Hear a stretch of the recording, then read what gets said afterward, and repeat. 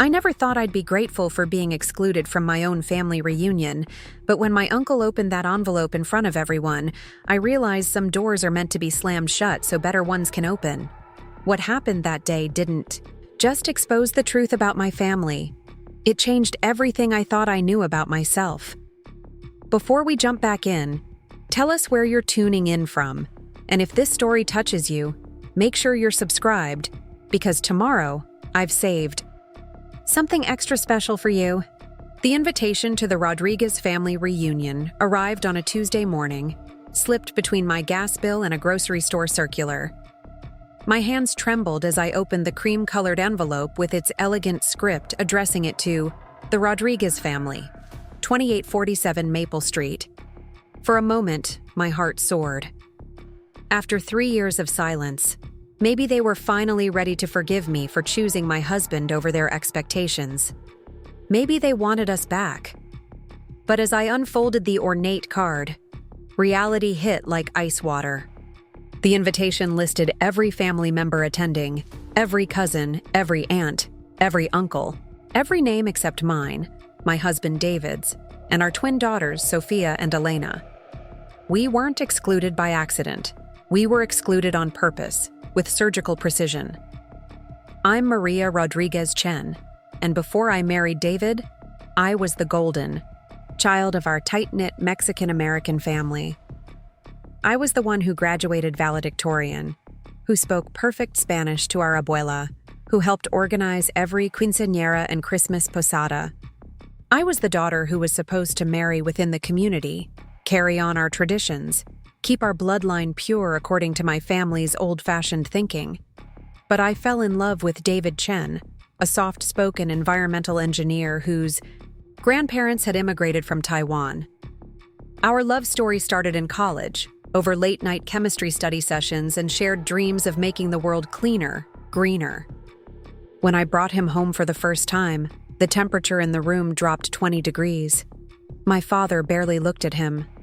My mother served him instant coffee while everyone else got fresh café con leche. My uncle Carlos muttered something in Spanish about mixing waters that weren't meant to mix. I thought their prejudice would soften with time. I was wrong.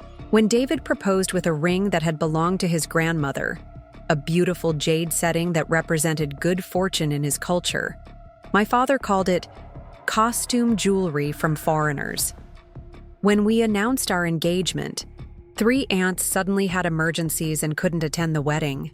When the twins were born, looking like perfect blends of both cultures with David's dark eyes and my mother's nose, half the family sent congratulations cards to our old address, the one I'd lived at before marriage. They didn't bother to ask for the new one. The breaking point came 3 years ago at my cousin Roberto's wedding. David had worked overtime for weeks to afford a generous gift for the couple. We'd driven 6 hours with the girls, then toddlers, packed with snacks and entertainment for what was supposed to be a celebration of family. Instead, we found ourselves seated at the children's table, literally with the teenagers and preteens, while distant cousins we barely knew sat at the main family tables. During the reception, my uncle Raul stood to make a toast about tradition, about keeping the family strong, about how some people understood what family meant and others didn't. His eyes found mine across the room as he emphasized the word, others. David reached under the table and squeezed my hand, a gesture so gentle it almost made me cry right there. After the wedding cake was cut, my Aunt Esperanza cornered me by the bathroom. "Mija," she said, using the endearment that sounded more like an accusation. "You know we love you, but you made your choice. You chose his people over your people. Don't be surprised when your people choose themselves over you." That night, in our hotel room while David bathed the girls, I made a decision. I called my mother and told her we wouldn't be attending family events anymore until the disrespect stopped.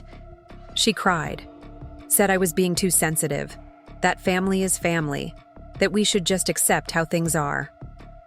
When I stood firm, she hung up on me. 3 years of silence followed. 3 years of missing quinceañeras, baptisms, graduations. 3 years of explaining to Sofia and Elena why we couldn't see their cousins anymore. why Grandmama's house was off limits. 3 years of David suggesting we could just apologize, just smooth things over, just make peace. He didn't understand that some bridges aren't worth rebuilding if they require you to crawl across them. But that reunion invitation changed something in me. Maybe it was the way they deliberately included our address on the envelope, making sure we knew about the celebration we weren't invited to. Maybe it was imagining my daughters growing up thinking their mother's family didn't want them. Maybe it was the realization that my Uncle Carlos, who'd helped raise me after my father's accident, hadn't spoken to me since my wedding day. I decided we were going. Not to grovel, not to apologize for loving who I loved, but to stand tall and let them see what they'd been missing. David was reluctant. "Are you sure about this, mi amor? What if it makes things worse?" But I was done hiding. Done pretending that their rejection didn't hurt. Done protecting them from the consequences of their choices. I bought a new dress, navy blue with silver embroidery that reminded me of the beach where David and I honeymooned. I got my hair done at the salon where I'd once gotten ready for every family celebration. I painted my nails the shade of red my grandmother used to wear to church every Sunday. The girls wore matching dresses in emerald green, their hair in elaborate braids I'd learned to do by watching YouTube videos since my female cousins were no longer around to teach them family styles. David ironed his best shirt twice and practiced small talk in Spanish, even though his accent made it sound like he was ordering food rather than making conversation. "What should I say if they ask why we came?" he wondered aloud while adjusting his tie for the 5th time. "We tell them the truth," I said, applying lipstick in the hallway mirror. "We're family, and family shows up." The reunion was being held at the community center where I'd celebrated my quinceañera 15 years earlier. As we pulled into the parking lot, I could see through the windows that everyone was already there. The same faces, slightly older, gathered around the same kinds of tables with the same kinds of food. My cousin Lucia was setting up a slideshow of family photos on the wall. My Uncle Fernando was adjusting the microphone at a small podium. I sat in the car for a moment, watching through the window as my nieces and nephews ran between the tables, as my aunts arranged casseroles and my uncles clustered around the bar. This could have been us, should have been us, for the past 3 years. Sofia tugged on my arm from the back seat. "Mama, why are we just sitting here? I want to see cousin." "Miguel's baby," Elena nodded enthusiastically. "And I want to try Tia Rosa's flan. You always say she makes the best kind." Their excitement gave me courage. These girls deserved to know their family, all of it, complicated and messy as it was. They deserved to understand where they came from, even if some relatives couldn't, see where they were going. We walked toward the entrance, David carrying the wooden box we'd brought as a gift, something we'd had custom made with both of our families' names carved into it, a symbol of unity that I hoped might speak louder than words. The girls bounced ahead, nervous but excited, chattering to each other in the mixture of Spanish and English that had become their natural language. At the door, my cousin Patricia spotted us first. Her mouth literally fell open. She grabbed her husband's arm and whispered something urgent. Within seconds, a ripple of awareness spread through the room like water. Conversations paused mid-sentence. Heads turned. Someone gasped. My mother, standing near the food tables, dropped the serving spoon she was holding. It clattered against the plastic tablecloth, the sound echoing in the sudden hush.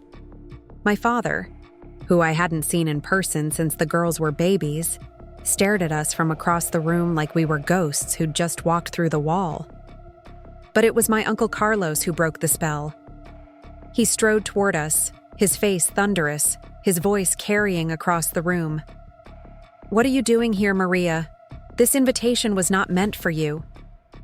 The words hit like physical blows. Sofia and Elena moved closer to my sides, suddenly aware that something was wrong. David stepped forward slightly, positioning himself between Carlos and our family, a gesture that was protective without being aggressive. "Hello, Tio," I said, my voice steadier than I felt. We're here because we're family." He laughed, but there was no humor in it. "Family? You think you can just show up after 3 years? After choosing outsiders over blood? After raising those children to be confused about who they are?" His words about Sofia and Elena cut deepest of all. I felt David tense beside me, saw my girls' faces crumple with confusion. "My children are not confused," I said, my voice rising. "They know exactly who they are. They're Rodriguez-Chens, and they're proud of both sides of their heritage." "Your heritage?" Uncle Fernando had joined Carlos, creating a wall of disapproval. "You gave up your heritage when you married him, when you decided our culture wasn't good enough for you." The room was watching like we were performers in a particularly ugly play. Preparing and narrating this story took us a lot of time, so if you are enjoying it, subscribe to our channel. It means a lot to us. Now back to the story. I could feel the weight of every stare, could hear the whispered translations for younger cousins who didn't speak Spanish well. My Aunt Rosa was crying. My teenage nieces looked mortified. My own mother stood frozen, like she was watching a car accident in slow motion. "I never gave up anything," I said, tears threatening but not falling. I added to it. "I chose love over prejudice. I chose to build bridges instead of walls." Carlos scoffed. "Bridges? Look around, Maria. Do you see bridges? You see a family that moved on without you. A family that didn't need your complications, your mixed-up children, your foreign husband who can barely speak our language." That's when Sofia, my brave, brilliant Sofia, stepped forward. At 8 years old, she stood barely as tall as Carlos's elbow, but her voice carried clearly through the room. "My daddy speaks Spanish fine, better than cousin Roberto speaks English. And we're not mixed up, we're just mixed." Elena nodded solemnly beside her sister, with extra ingredients, like Tia Rosa's special cookies. A few people in the room let out small, surprised laughs, but Carlos wasn't amused. "This is exactly what I'm talking about. Children who don't understand respect, who talk back to their elders, who think they can rewrite what it means to be Mexican." "They are Mexican," I said, my voice finally breaking. "They're also Taiwanese. They're also American. They're all of it, and they're perfect exactly as they are. I won't apologize for giving them a richer heritage instead of a smaller one." That's when I noticed my Uncle Jorge standing near the back wall, holding a manila envelope. He'd been the quiet one in the family, the observer who rarely took sides in family drama. He was older than Carlos by 5 years, and had always commanded a different kind of respect. As the noise in the room rose with different relatives taking sides, arguing in rapid-fire Spanish and English, Jorge walked slowly toward the center of the room. "Enough," he said, not shouting but somehow cutting through all the chaos. "All of you, enough." The room gradually quieted. Jorge looked older than I remembered, grayer, but his eyes were sharp and focused. He held up the envelope, thick with papers. "Carlos, you talk about family values, about tradition, about blood. You want to know about family? About who belongs and who doesn't?" His voice was gaining strength, authority that made even Carlos step back. "I have something here that's going to change everything you think you know about this family." Jorge walked to the center of the room with the deliberate pace of someone who had carried a secret for too long. Every eye followed him. Every conversation died mid-word. Even the children seemed to sense the gravity of the moment, clustering closer to their parents. He stood there for what felt like an eternity, the envelope heavy in his weathered hands. 25 years ago, he began, his voice cutting through the silence like a blade. "Our father, your abuelo Roberto, made me promise to keep something hidden. He said the family wasn't ready for the truth, that it would tear us apart. He made me swear to only open this after he was gone, and only if someone in the family was being punished for loving outside our blood." My heart hammered against my ribs. Abuelo Roberto had died 10 years ago, taking with him countless family stories and secrets. He'd been the patriarch who'd held us all together, the one who'd taught me to make tamales, who'd snuck me dulces when my mother wasn't looking, who'd walked me to school every day until I was old enough to go alone. "What are you talking about?" "Jorge?" Carlos demanded, but his voice had lost its earlier authority. "What secret? Papa told us everything about our family." Jorge's laugh was bitter. "Did he? Did he tell you about great-grandmother Maylene Rodriguez? Did he tell you about great-grandfather Chen Rodriguez? Did he tell you why Abuela Rosa Rodriguez had such unusual features? Why her eyes were shaped differently? Why she spoke perfect Mandarin along with Spanish?" The room seemed to tilt. My mother gasped audibly. My Aunt Esperanza sank into the nearest chair. Uncle Fernando shook his head repeatedly, as if he could deny what he was hearing.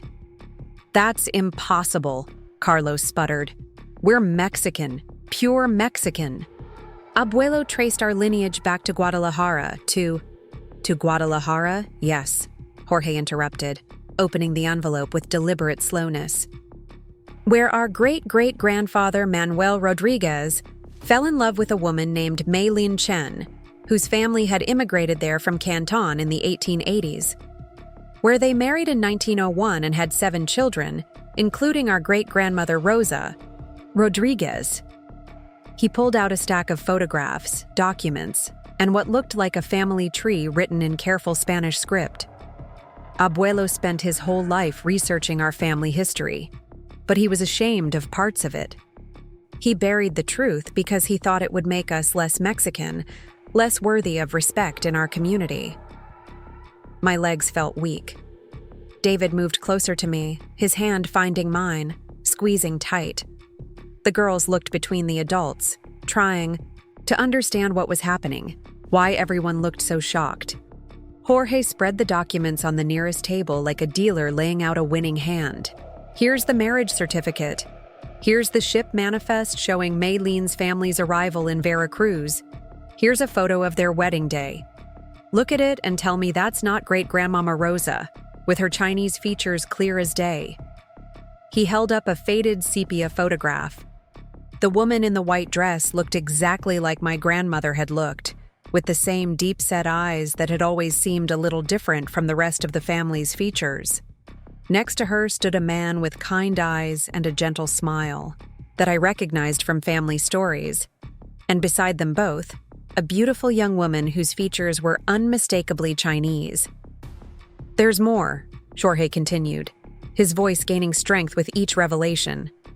"Letters between Maylene and her sister in Taiwan. Recipes written in Mandarin that somehow became family recipes we still make today.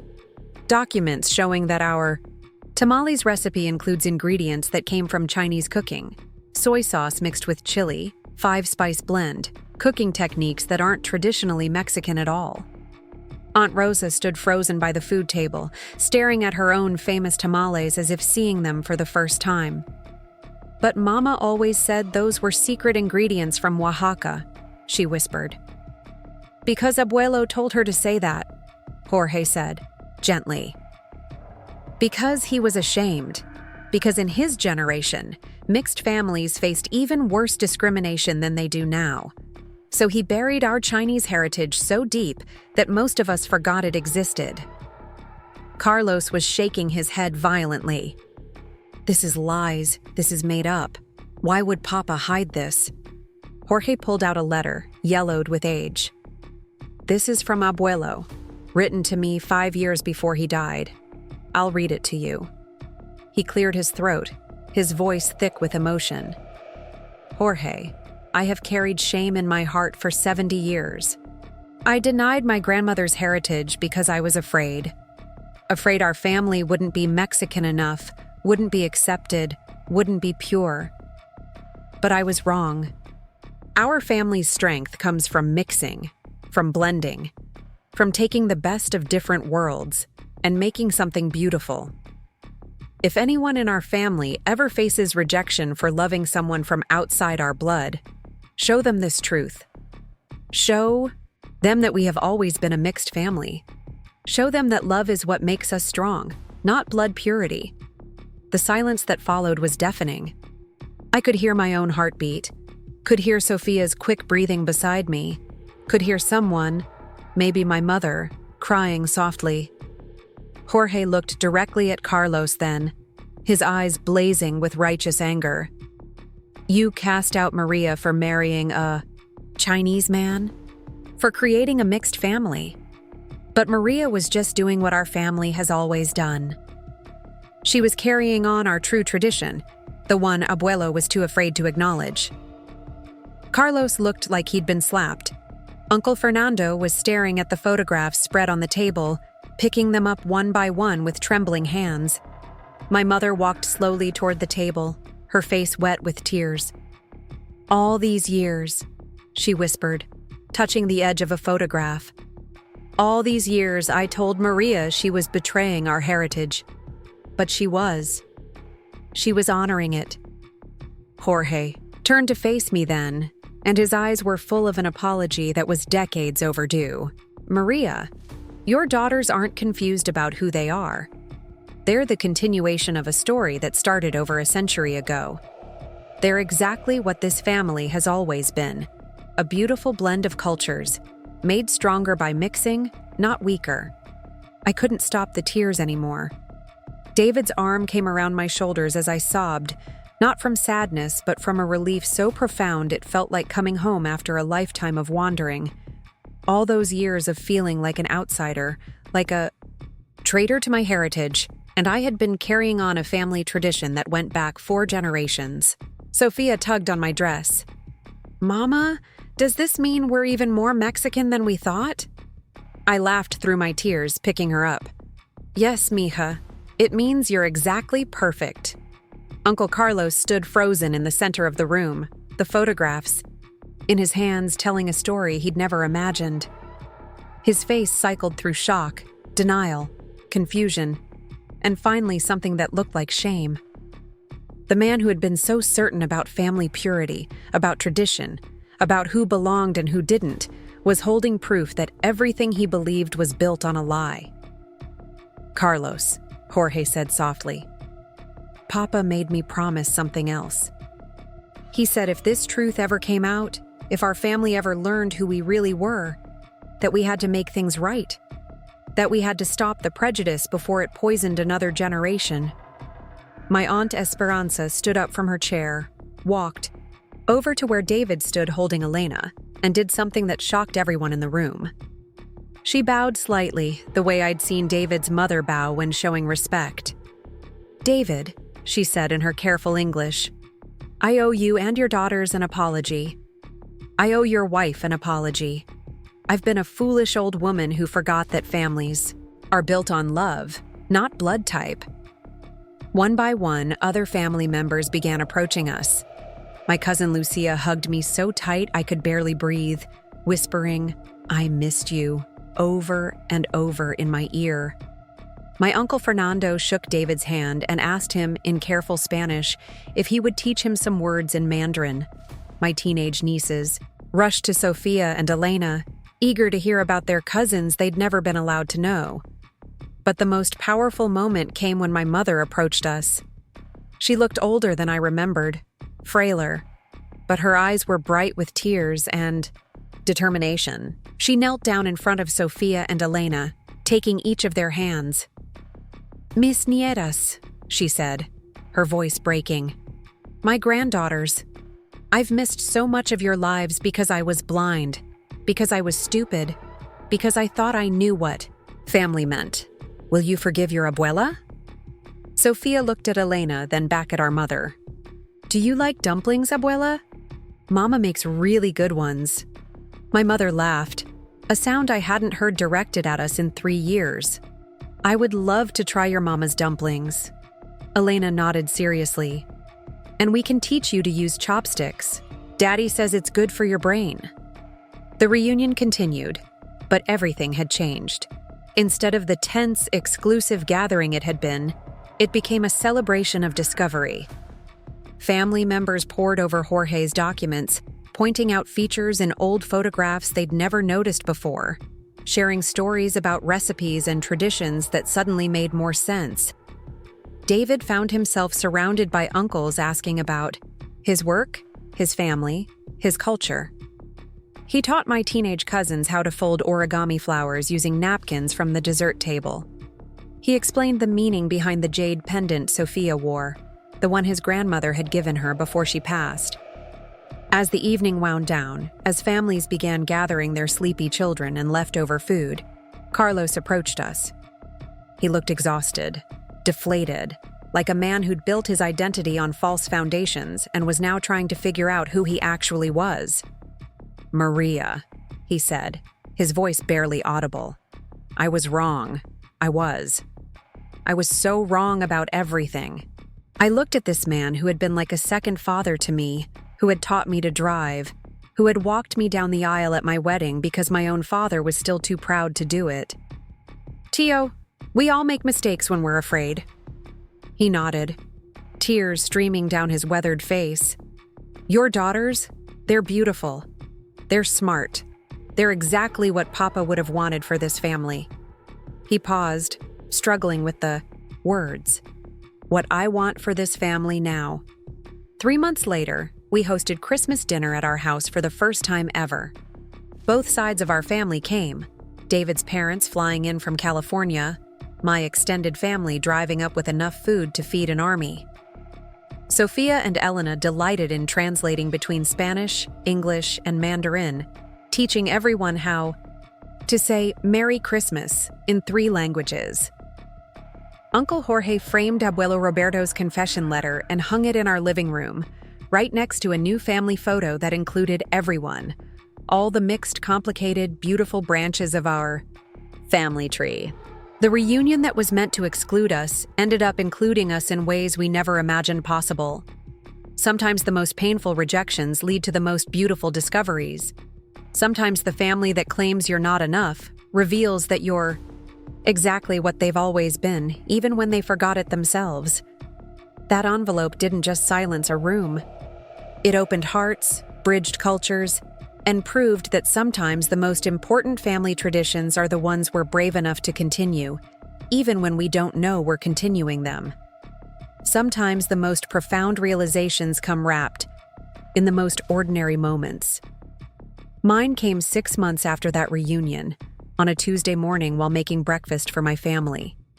I was standing at the stove, flipping pancakes while Sofia practiced Mandarin phrases at the kitchen table, and Elena hummed a lullaby my grandmother used to sing to me in Spanish.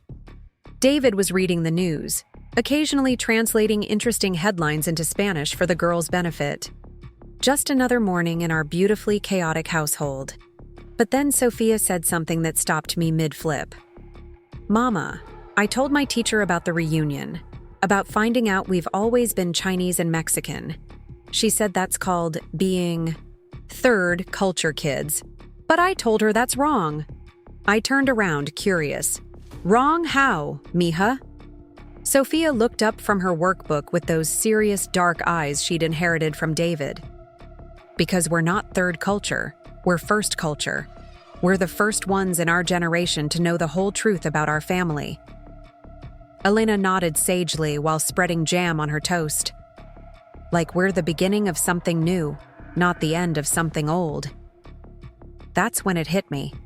All these years, I'd been carrying shame about disrupting family tradition, about being the one who broke the mold, about raising children who didn't fit neatly into one cultural box.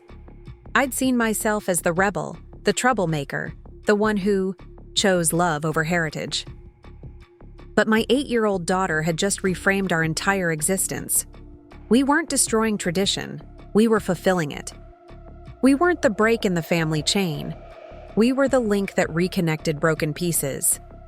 I thought about great-great-grandmother Maylene, how she must have felt moving to a new country, learning new customs, creating fusion recipes that would feed her family for generations. I thought about her courage to love someone who looked different, spoke differently, came from different traditions. I thought about how she probably faced the same whispers, the same doubts, the same questions about belonging that I had faced. The pancake started to burn, but I didn't care.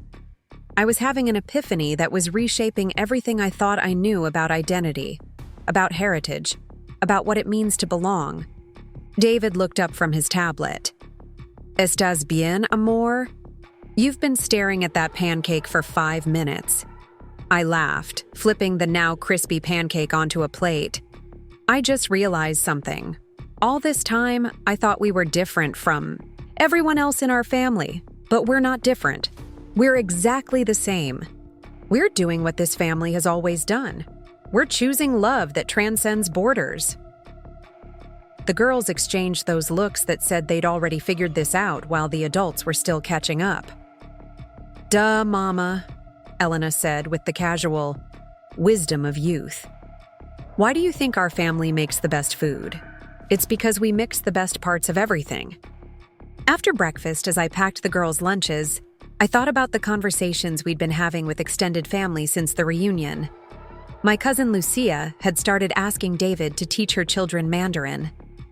Uncle Fernando was learning to use chopsticks and had bought a wok for his kitchen. My mother had framed a photo of Sofia and Elena teaching her to make dumplings. But the most beautiful change was in Carlos. The man who had once seen our mixed heritage as contamination now spoke proudly about our complete family history. He'd spent weeks researching more about Mei Lin's family, discovering cousins in Taiwan we'd never known existed.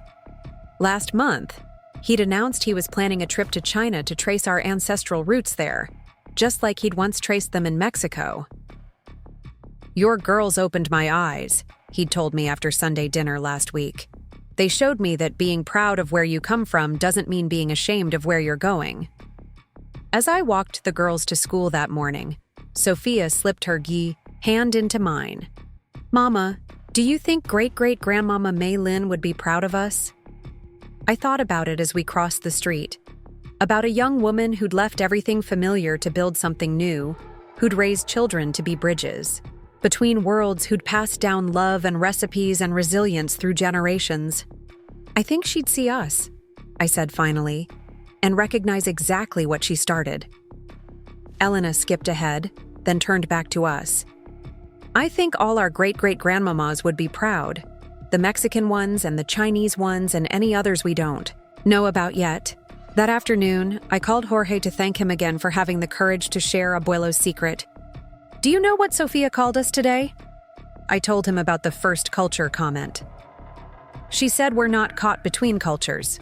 We're creating new ones." Jorge was quiet for a moment. Then he chuckled. "Your daughter understands something. It took me 70 years to figure out. Identity isn't about picking sides. It's about embracing everything that made you." That night, as I tucked the girls into bed, Elena asked me a question that crystallized everything. "Mama, when I grow up and have babies, what should I tell them about where they come from?" I smoothed her hair, looking at this beautiful child who represented so many generations of love crossing boundaries. "Tell them they come from everywhere, mija. Tell them they come from love that was brave enough to build bridges. Tell them their heritage isn't a box they have to fit into. It's wings that help them fly." Sofia nodded from her bed across the room. "And tell them about the envelope. Tell them about the day our family learned that mixing makes us stronger, not weaker." As I turned off their light, I realized this was the real gift of that reunion. Not just the reconciliation with my family, not just the discovery of our Chinese heritage, but this. My daughters would never carry the shame I had carried. They would never question whether they belonged, never apologize for the fullness of their identity, never feel they had to choose between the different parts of themselves. They would grow up knowing that their mixed heritage wasn't a complication, it was their strength. That their ability to move between cultures, to speak multiple languages, to understand different perspectives wasn't confusion. It was their superpower. That Tuesday morning realization has stayed with me ever since. Every time I see my daughters teaching their cousins about both sides of their culture, every time David and I blend traditions to create new ones for our family, every time someone asks where my children really come from and they answer with pride that they come from everywhere, I remember. We're not breaking tradition. We're expanding it. We're not the end of something pure. We're the beginning of something complete. Up next, you've got 2 more standout stories right on your screen. If this one hit the mark, you won't want to pass these up. Just click and check them out.